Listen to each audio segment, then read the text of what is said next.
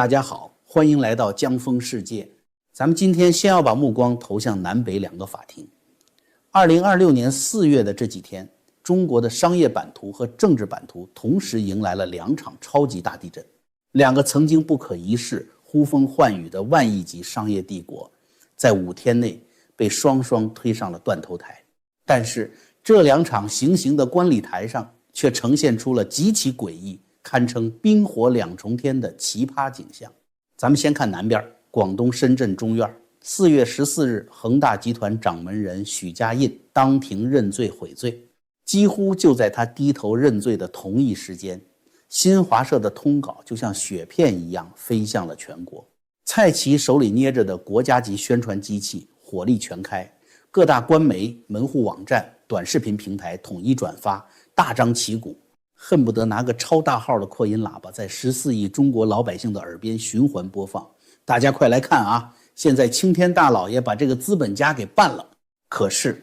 您别急着叫好，咱们把目光往北挪。就在几天前，也就是4月10日，北京一中院悄悄地落下了一纸实锤，裁定正式下令对中国影子银行系统里的绝对巨无霸中植企业集团及300多家关联公司进行实质合并破产清算。朋友们，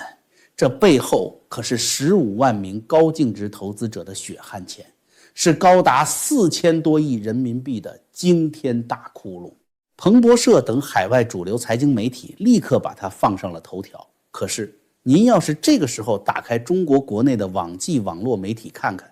一片安静，密不透风，简直连个水花都没溅起来。一个被打得锣鼓喧天，游街示众，另一个却被捂得严严实实，生怕别人多看一眼。同样是万亿帝国的崩塌，同样是割老百姓的韭菜，为什么待遇能有这么大的天壤之别？宣传机器报什么不报什么，这背后到底藏着哪两派势力的护下死手？咱们节目后面要好好给您扒一扒这两双白手套的底裤。不过这金融绞肉机里的血腥味还没散尽，咱们今天节目最大的猛料其实还不在法庭里。顺着这极其反常的政治暗流，咱们要推开北京政协大楼里的一扇会议室大门。在那里，一个历经18天生死惊魂，被全网认定必进秦城监狱的人物胡春华，竟然奇迹般的死而复生，而且是带着实权高调露面了。在胡春华满血复活的背后，正酝酿着中南海当下最血腥、最凶险的一场权力暗战。要想看懂这场大戏，咱们必须先把时间线拉回到半个月前，看看全网过去这一周最热的话题是什么。没错，就是胡春华危险了。可以说，所有懂点中共政治的人都在盲猜，秦城监狱的下一张 VIP 门票已经刻上了小胡的名字。为什么大家会得出这么一致的结论？因为在中共那个黑箱政治体系里，一个高级干部的非正常消失，往往就是政治生命终结的倒计时。从3月26日胡春华最后一次公开主持政协座谈会之后，他就诡异地从公众视野里蒸发了。紧接着，一连串让人喘不过气来的组合拳就砸了下来。4月1日，海外消息灵通人士爆出猛料，说胡春华涉嫌马兴瑞案已经被纪委叫去问话了。在中共的语境里，协助调查和双规往往只有一层窗户纸的距离。到了4月2日，胡春华当年在广东省委书记任上亲自提拔的旧部原东莞市委常委蔡家华突然被查。4月3日，大靴子落地，中共中央政治局委员马兴瑞正式官宣落马，而且新华社是用极其罕见的自身名义发布的通报。这一套动作在中共官场内斗的标准教材里有一个非常形象的专业术语，叫做剪裙编。就是塔尖上那位想要办一个难啃的大人物时，从来不直接动手，而是先把这个大人物外围的秘书、司机、提拔过的下属、有过利益往来的同僚一个一个抓起来，屠刀一寸一寸地往上逼，最后把你剥成光杆司令。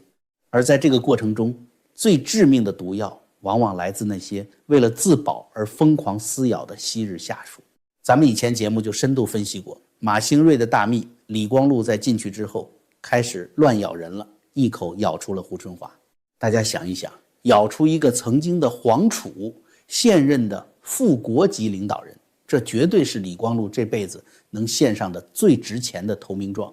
而这份带着血印的口供，立刻就成了中南海那位手里现成的一把寒光闪闪的政治武器。到了4月8日，最反常、最恐怖的信号出现了。那一天，全国政协召开了双周协商座谈会，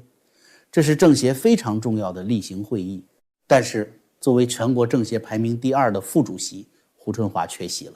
政协网站的官方报道里，连个请假的理由都没给。大家如果有心去翻翻胡春华历年的出勤记录，就会发现这个人做官极其谨慎，深谙伴君如伴虎的道理。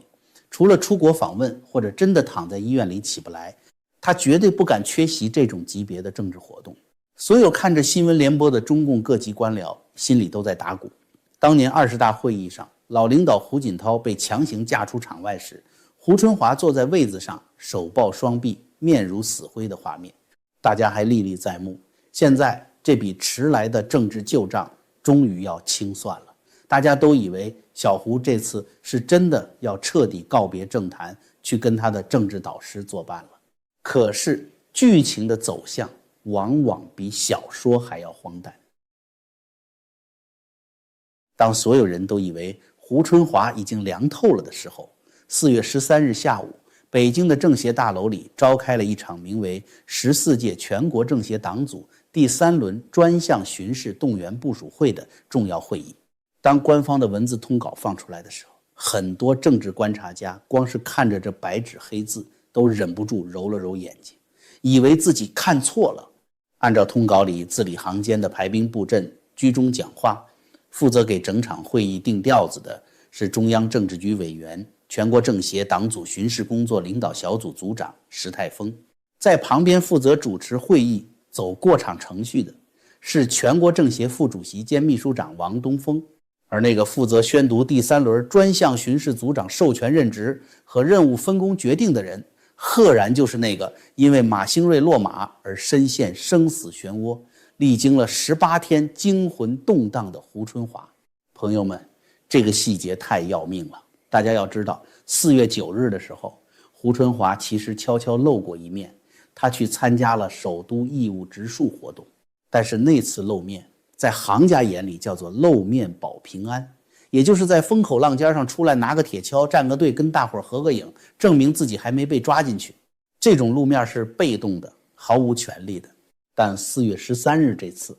性质发生了核爆级的变化。胡春华是在以政协党组巡视工作领导小组副组长的实权身份，亲自在主席台上宣读中央级别的巡视组长人事任命大权。中共的官场逻辑是像精密齿轮一样咬合的，你绝对不可能让一个正在被中纪委立案审查、随时可能被双规的危险分子去主席台上代表党组织宣布人事大权。这就好比你不能让一个死刑犯去宣读别人的判决书一样。这个画面的出现只说明了一个铁一般的事实：胡春华不仅没有倒下，而且硬生生地扛住了马兴瑞案的冲击波，从那场夺命追杀中全身而退了。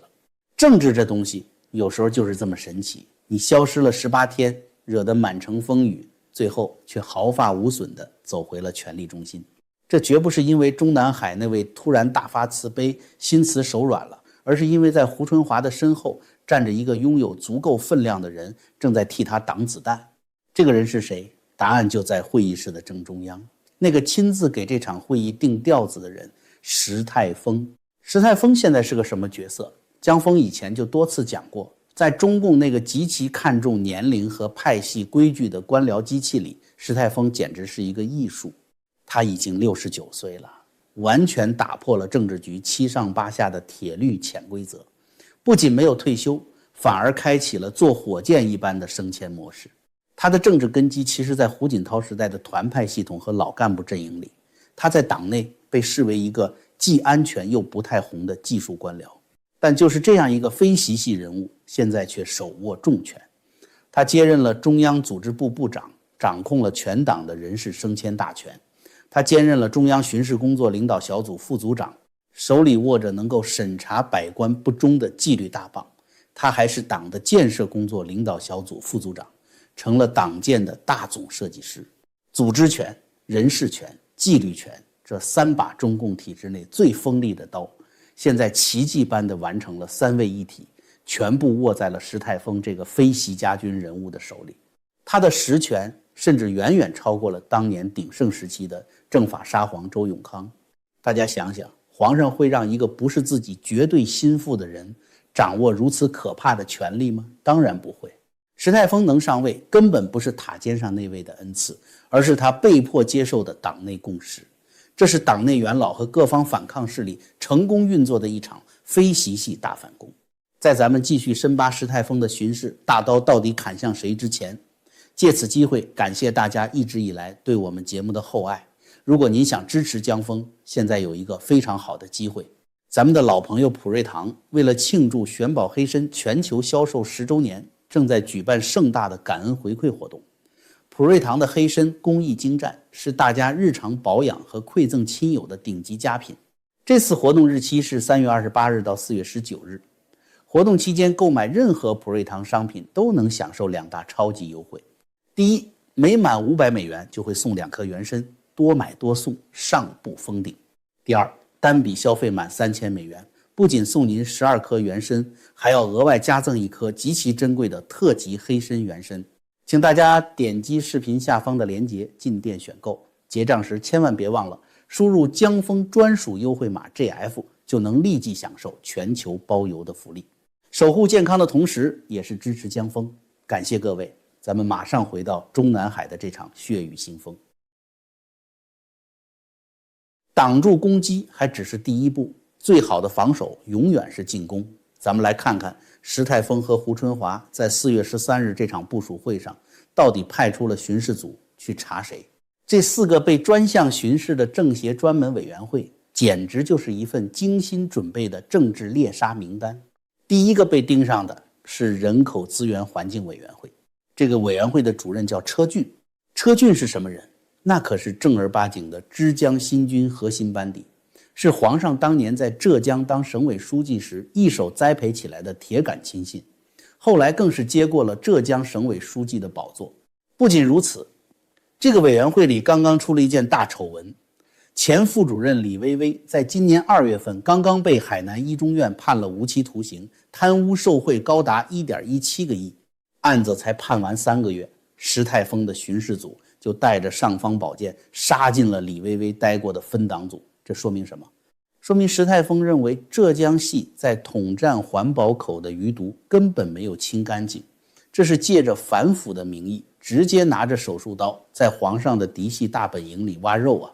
第2个靶子是民族和宗教委员会。您听这名字，民族宗教，这在咱们这儿可是最敏感水最深的马蜂窝。这个委员会的主任叫张义炯，那是胡锦涛时代留下来的典型团派技术官僚，论起出身和资历，跟胡春华那是一个模子里刻出来的老学长。真正有看头的是躲在张义炯身后那13个副主任。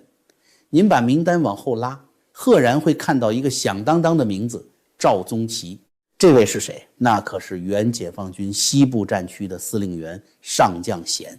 1979年可是真刀真枪在越南战场上杀过敌立过功的侦察股长，跟张幼霞那是打断骨头连着筋的战友加兄弟。自从军委大乱斗，张幼霞落马后，赵宗奇这种老将在政协民宗委待着，明摆着是被塔尖上那位软禁起来重点监控的对象。那又是谁在监控这位战功赫赫的老将呢？您瞧瞧名单里剩下的那几位监军，一个是蒋建国，原中宣部副部长，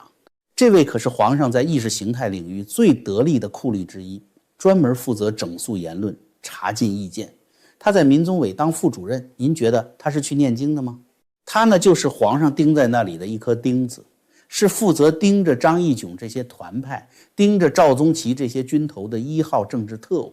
还有一个王广华，这位更不得了，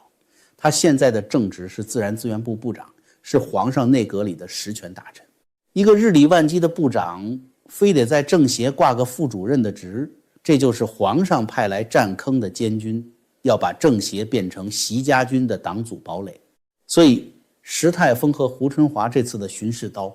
那是直接对准了蒋建国和王广华这两个皇上派来的眼线。胡春华呢是代表各方反抗力量，给这帮监军们下通牒，我们要查的就是你们这些打着中央旗号在统战系统里横行霸道、监控元老的文宣特务和宠臣。第三个，外事委员会主任何平，听名字好像不怎么耳熟，但他可是前新华社社长。新华社那是谁的喉舌？那是皇上宣传和外交路线的绝对执行机器。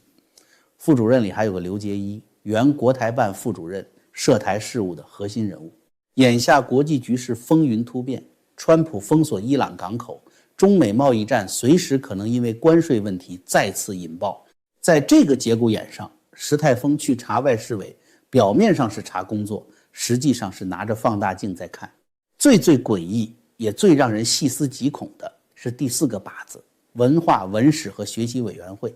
这个委员会现在的状态是什么？是群龙无首。上一任主任原西藏党委书记吴英杰因为治藏方略不力等莫名其妙的罪名被查之后，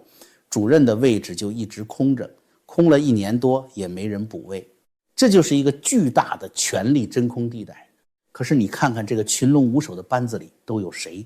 副主任朱生岭，这是皇上当年亲自提拔起来的原武警部队政委，手里捏着刀把子的履历。副主任聂晨曦，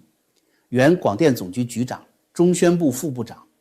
这是皇上用来钳制全国人民思想的笔杆子和审核大员。一文一武两个带御前侍卫色彩的人在这儿杵着。更绝的是2025年还刚刚增补进来一个背景极其复杂，当年被视为体制内改革派的潘岳。石泰峰的巡视组杀进这个无头委员会，难道真的是为了去查几本历史书编的对不对吗？当然不是，他是去查朱生岭和聂晨曦这两个习派大员的底细。大家看懂这个布局了吗？塔尖上那位可能觉得今年年初干掉了军委第一副主席张又侠，这天下又重新姓了习。结果一回头才发现，石泰峰的人马不仅把胡春华护在了身后，而且已经把巡视的刀架在了自家大门的门槛上了。当政治局里这种刀刀见血的权力厮杀外溢到中国的经济和金融领域时，就出现咱们开头看到的那极其荒诞的一幕：两大万亿级商业帝国在同一周内双双登上了断头台。这就是中共内斗中最残酷的保留节目，白手套连环绞杀局。咱们先把恒大和中植这两盘烂棋掰开揉碎了看。先说许家印，恒大是怎么从广州一个名不见经传的区域地产商膨胀成负债2万多亿的全宇宙第一大房企的？许老板这辈子最大的本事不是盖房子，而是搞定那些能够决定房子能不能盖的人。在海外媒体和情报圈的长期追踪下，许家印背后的那根主线其实早就清晰了。他抱住的大腿是江泽民和曾庆红派系。当年许家印在香港混得风生水起，加入了神秘的富豪俱乐部大地会，背后穿针引线的就是曾庆红的弟弟，掌控香港文化产业幕后大权的曾庆怀。不仅如此，许家印为了讨好主子，甚至在2015年把自己在澳大利亚的顶级豪宅借给曾庆红的儿子曾伟办豪华派对。有了江曾家族这顶巨大的保护伞，许家印才能在各大国有银行里像拿自己家存折一样往外掏钱。现在皇上决定要彻底按死许家印，而且让蔡奇的宣传机器敲锣打鼓的全程直播。为什么？因为这是一场极其划算的一石三鸟之计。第一鸟，这是名正言顺地打掉了江曾派系残存的金融钱袋子。你白手套倒了，背后的权贵家族自然就断了粮草。第二鸟，许家印现在站在被告席上认罪悔罪，他嘴里吐出来的每一句话，交代的每一笔行贿账本，都将成为中南海那位手里最具杀伤力的政治核武器。许家印这些年送了多少钱给广东历任的高官，送了多少钱给贾庆林家族，这些带血的供词足够让皇上在下一次政治局会议上逼退好几个不安分的政敌。第三鸟，咱们得明白一个极其黑暗的经济学原理，在中共的体制下，权贵的资本从来不会因为企业的破产而清算归零，它只会从一个派系的口袋转移到另一个派系的口袋里。恒大留下这2.4万亿的滔天烂摊子，最后保交楼化解金融风险，得靠谁来接盘？还得是国资委、地方城投平台和政策性银行。而这些接盘侠的背后站着的已经是新一届的权贵了。许家印倒下，不仅让出了巨大的市场份额，也让皇上自己派系里的新白手套们少了一个最强有力的竞争对手。这叫什么？这就叫互剁与互吞，也就是俗话说的清理跑道。但是咱们刚才说了，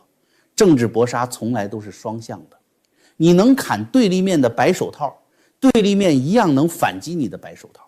这就引出了开头那个让国内媒体集体闭嘴的禁忌话题：中植系破产清算。中植系创始人谢之坤当年就是个黑龙江伊春林区里倒卖木材的倒爷，后来怎么就摇身一变拿到了含金量极高的信托牌照，搞出了中融信托和4大财富公司，吸纳了3.6万亿的资产。这背后不仅因为他哥哥谢之春曾经担任过中央汇金的总经理、中投公司的副总，掌握着国家级的红色金融命脉，更因为谢之坤娶了一个极具能量的女人，前军旅歌唱家毛阿敏。这层看似文娱圈的关系，在关键时刻发挥了定海神针的作用。时间回到2015年，中国爆发了惨烈的股灾，当时被认为是江派发动的金融政变。谢之坤吓得魂飞魄散，直接跑路去了日本躲避风头。结果大家猜怎么着？海外多方线索和爆料都指向了一个惊人的内幕。同样是军旅歌唱家出身的第一夫人彭丽媛亲自派人给谢之坤传了话，大意是你不是打击对象，赶紧回来正常经营。大家想想，一个国家元首的夫人亲自出面替一个民营影子银行的老板传话担保召回，这说明什么？这绝不是逢年过节问声好那么简单，这是极其深度的利益捆绑和政治庇护。有了这层不可言说的夫人路线保护伞，中植系才敢在后来的几年里顶着金融监管的红线，用年化10%以上的畸形高息疯狂搞资金池、搞自融，把手伸进成千上万个高净值家庭的口袋里。可是出来混，迟早是要还的。2021年底，正当中共内部高层斗争日趋白热化的时候，61岁的谢之坤，一个前一天还在精神抖擞开会布置工作的老板，突然被官方宣布因为心脏病突发猝死了。民间传闻说他是在健身房里被瑜伽绳给勒死的，真相至今成谜。更绝的是，他一死，毛阿敏立刻展现出了极高的政治觉悟，火速宣布放弃几百亿遗产的继承权，连夜金蝉脱壳，把这个随时会爆炸的火药桶扔给了别人。现在也就是张幼霞落马3个月后的这个极其敏感的节骨眼上，北京一中院突然正式下令，把中植系连同旗下316家公司全部推进了实质合并破产清算的死胡同。不仅如此，中植系的49名核心高管已经被公安局移送起诉，高庆山等16名核心大员已经开庭受审。大家看明白了吗？反抗势力正在用皇上对付许家印的同一套招数来对付中植系。这49名高管坐在审讯椅上，他们为了保命会交代出什么惊天内幕？中植系的资金池里到底有多少钱流向了彭丽媛圈子的隐秘账户？当年那场股灾里，到底是谁在利用中植系做空中国经济？这些高管嘴里吐出来的每一个名字，都将成为反习派手里最要命的政治重型炮弹。这也就是为什么新华社敢敲锣打鼓地宣传许家印认罪，却对中植系的破产清算讳莫如深。因为蔡奇接到的死命令就是不惜一切代价捂住中植案的盖子，绝对不能让战火烧到夫人的后院，绝对不能让这些黑料在中国的舆论场上发酵。这就叫白手套的连环杀局。查处白手套从来都不是为了什么反腐倡廉，更不是为了给老百姓讨回公道。调查他们只是为了撬开他们的嘴，拿到打倒政治对手的核武器。好了，今天的节目就到这里。如果您觉得今天的分析对您看透中国时局有帮助，请务必点击订阅、点赞，并把视频转发给您的朋友。咱们下期江峰世界不见不散。